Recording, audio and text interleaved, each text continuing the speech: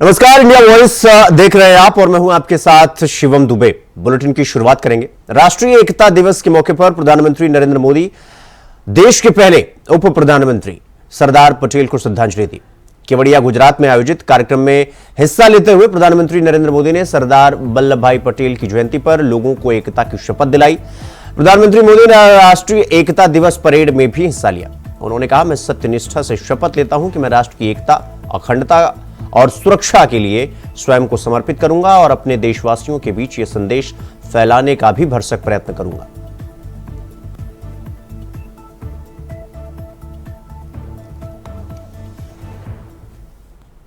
साथियों,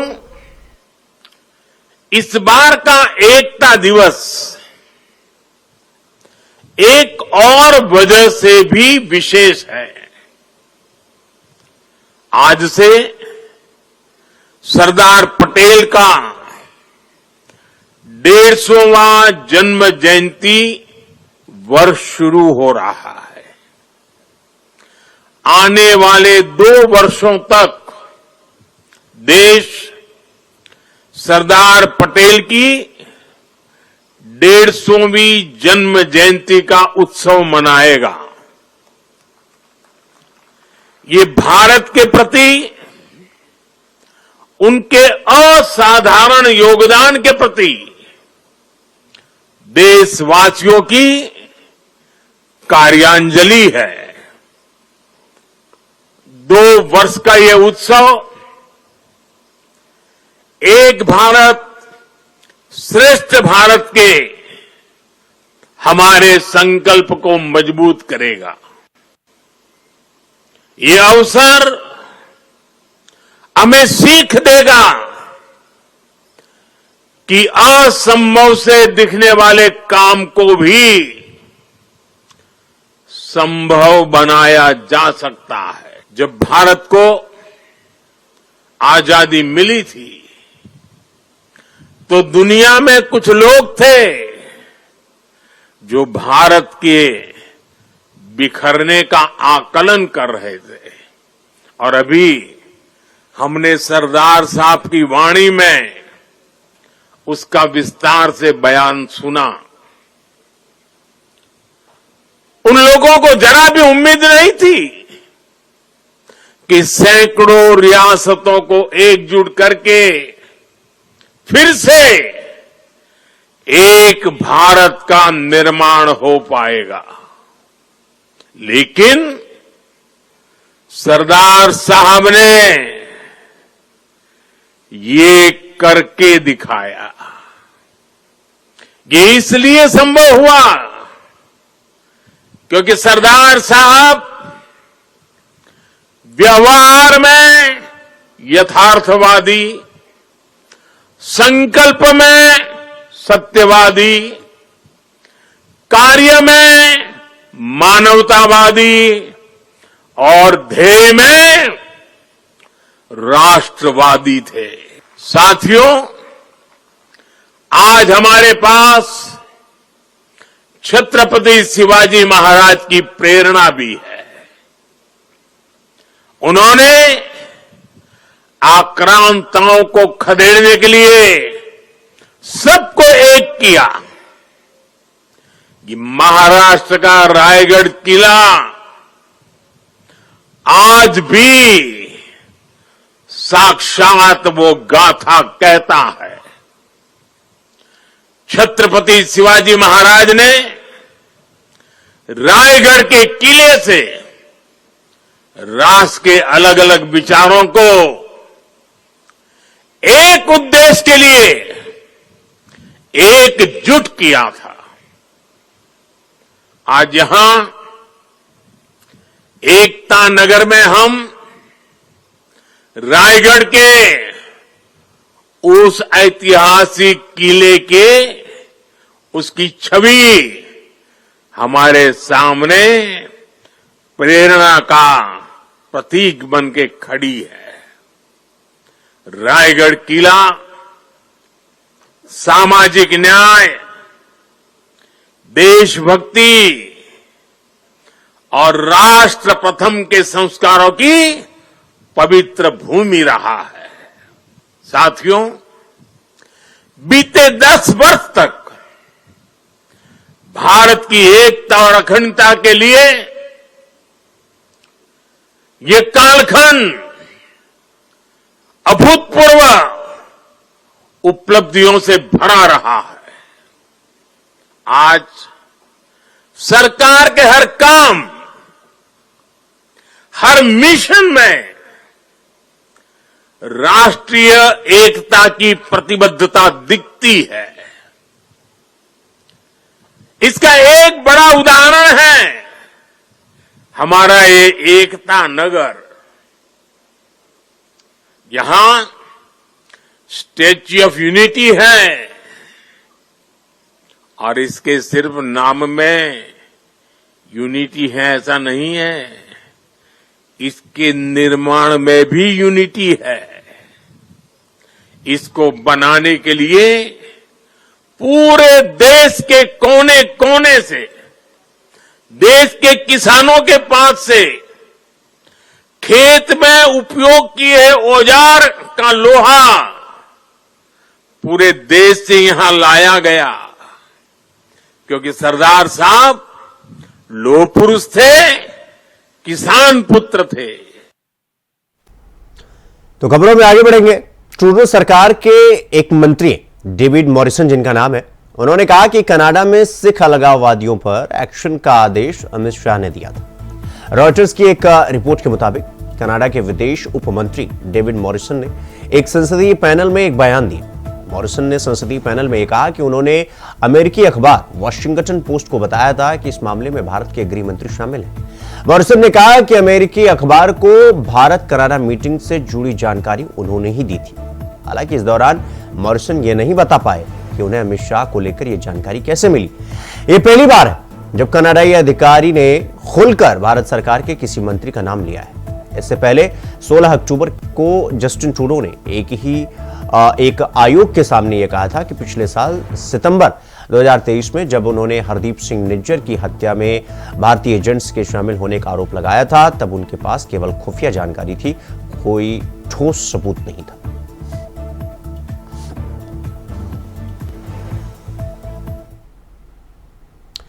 वहीं भारतीय रिजर्व बैंक ने मार्च और सितंबर 2024 के बीच बैंक ऑफ इंग्लैंड और बैंक फॉर इंटरनेशनल सेटलमेंट्स में सुरक्षित रखा गया तो 102 टन सोना देश में वापस मंगा लिया है। आरबीआई के पास मौजूद कुल 854.73 टन सोने के भंडार का, लगभग 855 कह सकते हैं, सोने का जो भंडार है उसका 60% हिस्सा देश में है। बैंकिंग नियामक ने यह बताया कि सितंबर 2024 के अंत में उसके पास 854.73 यानी 855 के आसपास टन सोना था, जिसमें 510 टन सोना घरेलू स्तर पर यानी देश में है। बैंक ऑफ इंग्लैंड और बैंक फॉर इंटरनेशनल सेटलमेंट के पास 324 टन सोना सुरक्षित रखा गया था, जबकि 20 टन सोना जमा के रूप में रखा गया था।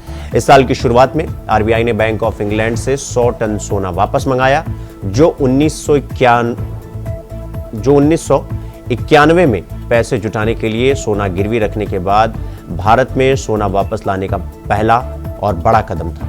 इस बीच भारतीय रिजर्व बैंक ने मंगलवार को जारी अपने विदेशी मुद्रा प्रबंधन रिपोर्ट में कहा कि विदेशी मुद्रा भंडार मार्च 2024 के अंत में 646.42 यानी कि 647 के आसपास बिलियन डॉलर से बढ़कर सितंबर 2024 तक 705 बिलियन डॉलर हो गया।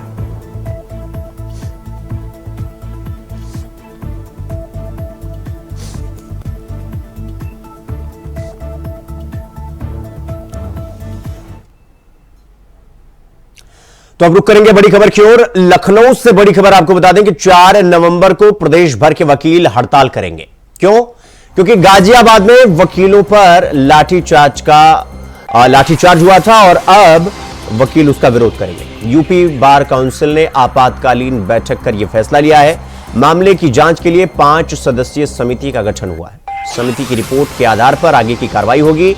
जिला जज का तबादला और आरोपी पुलिस कर्मियों पर कार्रवाई करने की मांग की गई है। तो ये बड़ी खबर मैं आपको बता रहे हैं लखनऊ से, जहां गाजियाबाद में कोर्ट के अंदर जज से एक मामले की सुनवाई के दौरान बहसबाजी हुई और इसके बाद बहसबाजी हाथापाई और हाथापाई के बाद जज के द्वारा पुलिस प्रशासन को बुलाया गया और इसके बाद लाठीचार्ज वकीलों पर करवाया गया, जिसको लेकर वकील गुस्से में हैं।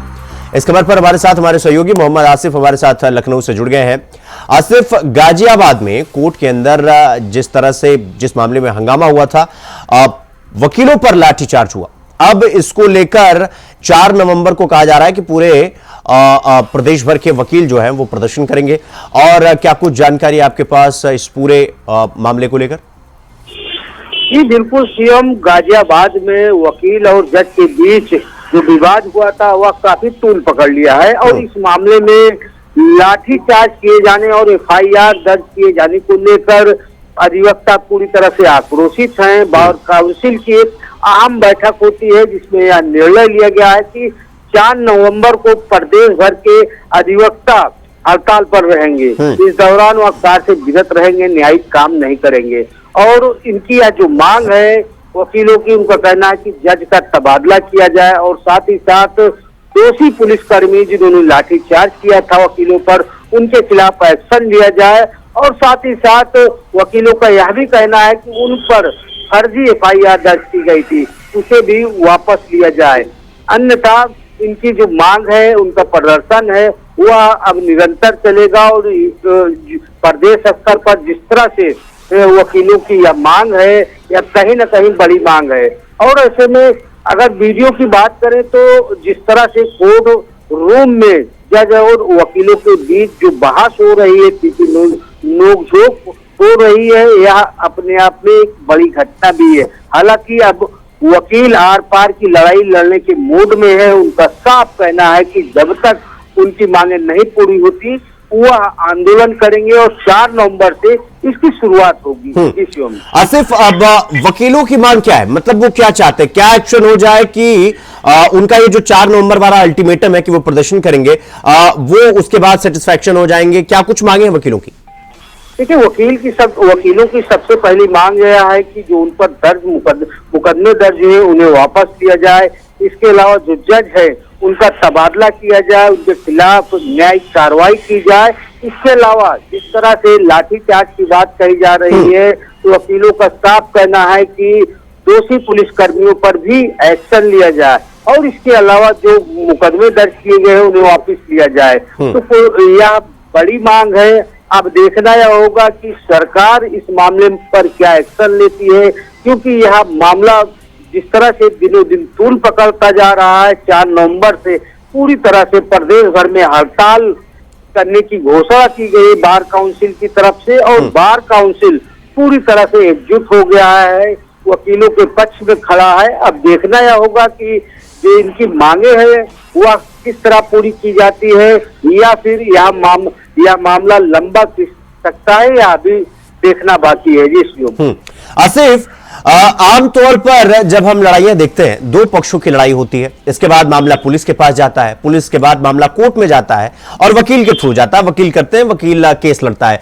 यहां तो लड़ाई वकील वर्सेस जज और इसमें बीच में पुलिस भी आ गई है। अब सवाल यह है कि संविधान के जो रक्षक कहे जाते हैं वही आपस में टकरा गए हैं, तो फिर ऑप्शन क्या बचता है? क्योंकि जज भी इन्वॉल्व है, पुलिस भी इन्वॉल्व है और वकील भी इन्वॉल्व है। अब किसी एक को तो झुकना ही पड़ेगा। सवाल यह है कि जिस तरीके से वकीलों ने अल्टीमेटम दिया है कि हम प्रदेश भर में हड़ताल करेंगे, ऐसे तो पूरा न्यायिक व्यवस्था जो है उत्तर प्रदेश में वो डगमगाती हुई नजर आएगी। तो क्या कुछ ऑप्शन बचते हैं या क्या कुछ ये लड़ाई कितनी लंबी जाती हुई दिखाई दे रही है? आसिफ, देखिए शिवम, आपने बिल्कुल सही सवाल किया है कि अगर न्यायिक व्यवस्था प्रभावित होगी तो इसका असर जो है पूरे समाज पर दिखेगा, क्योंकि जिस तरह से यह गाजियाबाद की घटना हुई है, वीडियो वायरल हुआ है, उसमें साफ दिख रहा है कि जज एक तरफ खड़े हैं तो दूसरी तरफ दर्जनों की संख्या में वकील लिख रहे हैं और बीच में पुलिस के जवान खड़े हुए हैं। यह शायद इतिहास के पन्ने में यह घटना भी दर्ज हो सकती है, क्योंकि यह ऐसी पहली घटना है कि जिसमें अदालत के रूम में जहां जज फैसला सुनाता है वहां पर उपद्रव होता है और जज कहीं न कहीं अपने आप को असुरक्षित भी महसूस करता दिख रहा है, क्योंकि पूरी तरह से वकील आक्रोशित हैं। हालांकि यह विवाद जो है एक बिल के को लेकर हुआ है, लेकिन अब यह मामला पूरी तरह से तूल पकड़ लिया है। एक तरफ तो जज है, पुलिस है, तो दूसरी तरफ अधिवक्ता है, दोनों मजबूत कड़ी माने जाते हैं। तो ऐसे में जब तक बीच का रास्ता नहीं निकलेगा, जो मांगे हैं वह पूरी नहीं होती, तब तक जो दावा किया जा रहा है बार काउंसिल की तरफ से, तो कुल मिलाकर यह कहा जा सकता है कि अगर मध्यस्थता नहीं निभाई गई, यह मामला आने वाले दिनों में तूल पकड़ सकता है। कौन सही है कौन गलत है यह जांच का विषय है, लेकिन जो तस्वीरें आई अदालत से यह काफी चौंकाने वाली है, क्योंकि जहां जज बैठते हैं, जो फैसला सुनवाते हैं, मामले की सुनवाई करते हैं, तो कहीं ना कहीं यह एक जो है ऐसी जगह है जिसे न्याय का मंदिर कहा जाता है। किसी का फोन भी बजता है तो जज उसे गिरफ्तार करवा सकता है, लेकिन वही जज कहीं ना कहीं जो है वकीलों के सामने बेबस भी दिख रहा है, और जज को बचाने के लिए पुलिस लाठीचार्ज करती है, तब कहीं जाकर जज सुरक्षित महसूस होते हैं। वहीं दूसरी तरफ वकीलों का भी गंभीर आरोप है जज के ऊपर। तो कुल मिलाकर जिस तरह से जो मामला आया है यह बड़ा मामला है, अब इसमें सरकार की क्या कार्रवाई रहती है, मध्यस्थता क्या रहती है, लेकिन न्यायपालिका में इस तरह की जो घटनाएं हैं यह बेहद गंभीर है। आसिफ, हमने कई बार ऐसे मामले देखे हैं, हमने जहां से मैं आता हूं, अगर कहा जाए तो मैंने भी अपनी आंखों से ये सारी चीजें होती हुई देखी है, लड़ाइयां होती हुई देखी हैं। जौनपुर में भी हमने देखी है, हमने दिल्ली में देखा था किस तरीके से वकील और दिल्ली पुलिस के बीच में टकराव हुआ था और इसके बाद मारपीट भी हुई थी, जिसमें पुलिस वालों को पीछे हटना पड़ा था। सवाल यह कि गाजियाबाद में तो जज वर्सेस वकील की लड़ाई हो गई है, अब बार काउंसिल भी इंटरफेयर कर चुका है, यानी कि लड़ाई त्रिकोणी बनती जा रही है। अब क्या जज का ट्रांसफर होना ही एकमात्र ऑप्शन है या बीच का कोई रास्ता निकलने की संभावना है? क्योंकि जिस तरीके से वकीलों पर हमला हुआ वो पीछे हटने के मूड में नहीं है, और शायद यही वजह है कि 4 नवंबर को वो पूरे प्रदेश लेवल पर वो प्रदर्शन करने की बात कर रहे हैं। जी बिल्कुल, जिस तरह से वकीलों में एकजुटता दिखाई दे रही है, बार काउंसिल ने एक आह्वान किया है कि प्रदेश भर में अधिवक्ता कार्यरत रहेंगे, इससे कहीं ना कहीं प्रदेश भर की अदालतों पर भी पूरा जो है असर पड़ेगा, क्योंकि हर जिले में कहीं ना कहीं ऐसे मुकदमे होते हैं जो काफी महत्वपूर्ण होते हैं। अगर वकीलों ने हड़ताल शुरू कर दी तो मामले की सुनवाई नहीं हो सकेगी। वहीं दूसरी तरफ इस हड़ताल के दौरान अगर जरा सी भी लापरवाही हुई तो शायद अराजक तत्व तो एक बार फिर से आग में घी डालने का काम कर सकते हैं।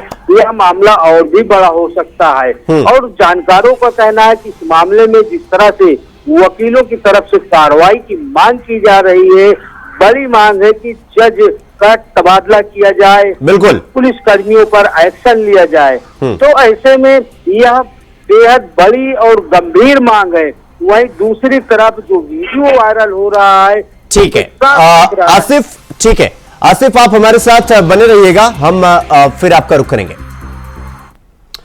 तो महाराष्ट्र चुनाव में समाजवादी पार्टी का एम फैक्टर नजर आ रहा है। एम फैक्टर मतलब मुस्लिम वाला फैक्टर, कैसे वो आपको बताते हैं। समाजवादी पार्टी ने 9 प्रत्याशियों में 7 मुस्लिम चेहरे उतारे हैं, जिससे महाविकास अघाड़ी यानी एमवीए की टेंशन वो बढ़ गई। समाजवादी पार्टी ने मानखुर्द शिवाजी नगर में अबू आजमी, भाईखाला में सईद खान, भिवंडी ईस्ट से रईश शेख, मालेगांव सेंट्रल से निहाल अहमद, धुले सिटी से इरशाद जागीरदार, भिवंडी वेस्ट से रियाज आजमी, तुलजापुर से देवानंद साहेबराव रोचकरी, वारांडा से रेवड़ विश्वनाथ भोसले और औरंगाबाद से डॉक्टर अब्दुल गफार कादरी सैयद को प्रत्याशी बनाया। कांग्रेस की तरफ से कोई भाव नहीं मिलने पर सपा ने चरखा यानी चौतरफा दांव खेल दिया। अब देखना यह होगा कि महाराष्ट्र चुनाव में सपा ने जिन दावेदारों को उतारा है, जनता उन पर कितना भरोसा करती है। तो मोहम्मद आसिफ हमारे सहयोगी हमारे साथ लगातार बने हुए हैं। आसिफ, महाराष्ट्र चुनाव में जिस तरीके से लड़ाई महायुति वर्सेस महाअघाड़ी था, अब वो लड़ाई में समाजवादी पार्टी ने अल्टीमेटम देते देते अंतोगत्वा प्रत्याशियों के नामों का ऐलान कर दिया है। अब क्या ये जो प्रत्याशी अखिलेश यादव ने उतारे हैं एम फैक्टर के मद्देनजर, क्या ये महाविकास आघाड़ी का नुकसान करेंगे या बीजेपी खेमे का नुकसान करेंगे?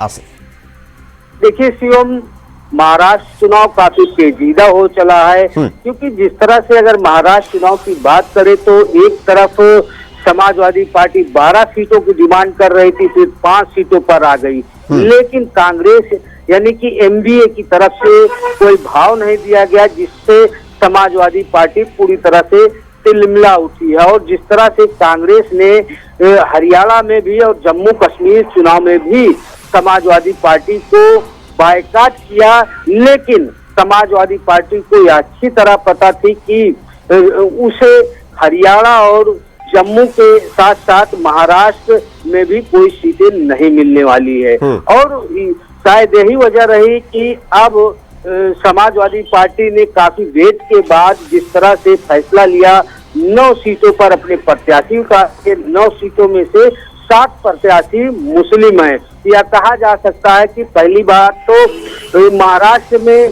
जो पीडीए फार्मूला है पूरी तरह से ध्वस्त हो चुका है। यहाँ पर मुस्लिमों को तवज्जो दी गई है, एम फैक्टर खेला गया है। एम फैक्टर खेलने का सीधा फायदा बीजेपी को मिल सकता है, क्योंकि बीजेपी महाराष्ट्र में भी इस मुद्दे को भुनाएगी और साथ ही साथ यूपी के उपचुनाव में भी इसे जोर शोर से चुनावी मुद्दा बनाएगी। अब बात अगर करें गठबंधन की कांग्रेस के साथ, तो कांग्रेस जो है शुरुआती दौर में ही यह आभास हो गया था कि जिस तरह से यूपी के जो 9 सीटें हैं उसमें 4 सीटों की डिमांड कांग्रेस कर रही थी, लेकिन बेहद जल्दबाजी करते हुए समाजवादी पार्टी ने अपने 85 धड़ाधड़ उतार दिए। आसिफ, जिस तरीके से हमने हरियाणा के चुनाव में देखा, कांग्रेस ओवर कॉन्फिडेंस में थी और यह था कि एकला चलो रे वाला फॉर्मूला कांग्रेस ने अपनाया, लिहाजा कांग्रेस को हार का सामना करना पड़ा, जिसके बाद उन्हें टोल भी किया गया ये कहते हुए कि समाजवादी पार्टी को अगर साथ ले लेते, आम आदमी पार्टी को अपने साथ ले लेते तो शायद माहौल कुछ और होता। क्या वही कांग्रेस फिर से दोहराने जा रही है महाराष्ट्र में, या महाविकास आघाड़ी दोहराने जा रहा है? क्या समाजवादी पार्टी अगर साथ होती तो माहौल और भी बन सकता था, या वाकई में समाजवादी पार्टी महाराष्ट्र में उनका कोई जनाधार नहीं है और यही वजह है कि उन्हें साइडलाइन कर दिया गया?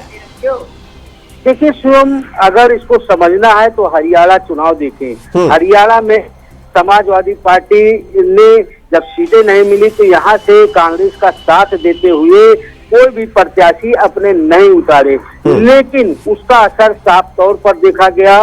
कांग्रेसी नेता ने जब यह कह दिया कि हरियाणा में समाजवादी जनाधार नहीं है, तो लेकिन जनाधार भले ही न हो, लेकिन हरियाणा में जिस तरह से यादव वोट बैंक है यह पूरी तरह से बीजेपी की तरफ खिसक गया, जो बयान आया हुआ था। और कई ऐसी सीटें जहां पर 32 वोट, 2000 वोट और 1000 वोटों से कांग्रेस को बड़ी शिकस्त मिली। यहाँ पर कांग्रेस सरकार बनाते बनाते रह गई। अब बात करें अगर महाराष्ट्र चुनाव की, तो महाराष्ट्र में जिस तरह से उत्तर भारतीयों का कब्जा है महाराष्ट्र में, और साथ ही साथ यहाँ पर पीडीए फार्मूला भी सक्सेस हो सकता है, लेकिन अगर समाजवादी पार्टी यहाँ से अकेले दम पर चुनाव लड़ती है तो महाराष्ट्र चुनाव में पहली बार तो मुस्लिम वोटर कांग्रेस यानी कि एमडीए से नाराज हो जाएंगे, तो छिटक सकते हैं और इसका सीधा फायदा बीजेपी को मिल सकता है। क्योंकि तो